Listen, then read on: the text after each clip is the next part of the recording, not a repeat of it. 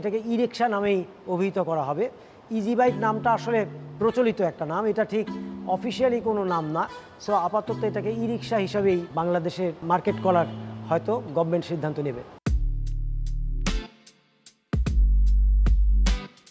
আমরা আলাদা করে নতুন ডিজাইন না করে দেশের বিভিন্ন অংশ ঘুরে ঘুরে ইজি বাইকগুলো অবজারভেশন করেছি, সেগুলোতে চড়েছি, সেগুলোতে ফাংশনালিটি দেখেছি, মেকানিক্যাল এবং ইলেকট্রিক্যাল ইমপ্রুভমেন্টের এই বিভিন্ন কনফিগারেশনের নানা দুর্বলতা আমরা আইডেন্টিফাই করতে পেরেছি।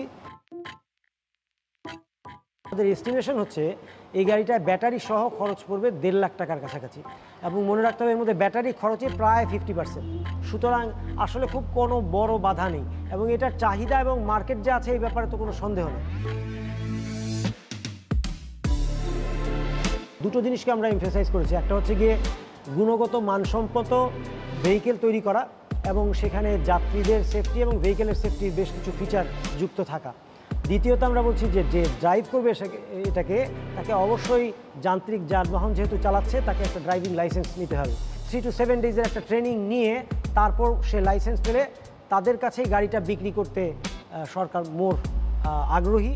তাদের one of the major difficulties তারা ফেস করেন ব্রেকিং সিস্টেমটা নিয়ে। আপ টু ডেট মেনটেনেন্স না করলে এই ব্রেকিং সিস্টেমটা খুব ভালো কাজ করে না। তো আমরা এই জন্য ওই মেকানিক্যাল সিস্টেমটার পরিবর্তে ওখানে হাইড্রোলিক সিস্টেম ইন্ট্রোডিউস করেছি। সামনের সিটটায় শুধুমাত্র ড্রাইভার থাকবেন, পিছনের সিটে 2 জন যাত্রী স্বচ্ছন্দে বসতে পারবে। ডোরটা না দেওয়া ছাড়া যাত্রীর সংখ্যাটা লিমিটেড রাখা যায় না। ভিতরের লাইটটাকে আমরা রিমুভ করে বাইরে অন্যান্য গাড়ির মতো 2টো হেডলাইট আমরা এনেছি, এবং আমরা এলইডি লাইট ব্যবহার করছি। এটাতে ডিপিং সিস্টেমটা আছে, অর্থাৎ রাস্তায় চলার সময় লাইটটা কাছে দূরে নেওয়ার সেই সিস্টেমটা আছে। ইন্ডিকেটার লাইটগুলো ইন্ডিকেট করেছি, ব্রেক লাইট ইন্ডিকেট আমরা যুক্ত করেছি, রিভার্সের লাইট যুক্ত করেছি, ভিতরে ইন্টেরিয়ার লাইট যুক্ত করেছি। চার্জ করলে 4টা ব্যাটারি এখানে লাগে এবং তাতে প্রায় 70 কিলোমিটার মতো আমরা যেতে পারছি এক চার্জে। চার্জ করতে প্রায় 7-8 ঘন্টা সময় লাগে।